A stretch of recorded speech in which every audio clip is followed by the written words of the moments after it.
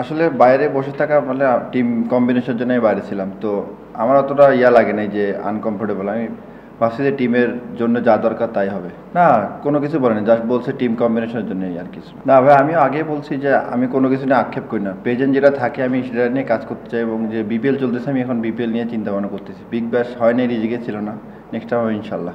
সব তো এত কিছু চিন্তা করি না, যা চিন্তা করি যে রেগুলার তো প্রিপারেশন থাকে খেলার জন্য। যদি টিম কম্বিনেশনের জন্য না খেলি সেটা তো আমার হাতে নেই, তো রেডি থাকি সবসময় খেলার জন্য। আসলে অ্যাজ এ বলার হিসাবে তো বাউন্ডারি ডিউ এসব চিন্তা করলে হবে না, জাস্ট ডেলিভারি করতে হবে নিজের সেরাটা। তো চেষ্টা করছিলাম যে টিম কীভাবে কী ডিমান্ড করে, তো ওটা দেওয়ার চেষ্টা করছি। না ভাই, গ্যালারি ভর্তি দর্শক থাকলে যেটা অপোনেন্ট থাকো আর আমাদের ফরে থাকতো ভালো লাগে আর কি, তো এনজয় করছি আর কি। বিপক্ষে থাকলে বেশি ভালো লাগে, যে দুই একটা যদি ব্রেক থ্রু বা উইকেট আসা যায় তাহলে পুরো গ্যালারি একদম চুপ হয়ে থাকে, তো এই দিক থেকে এনজয় করছি আর কি।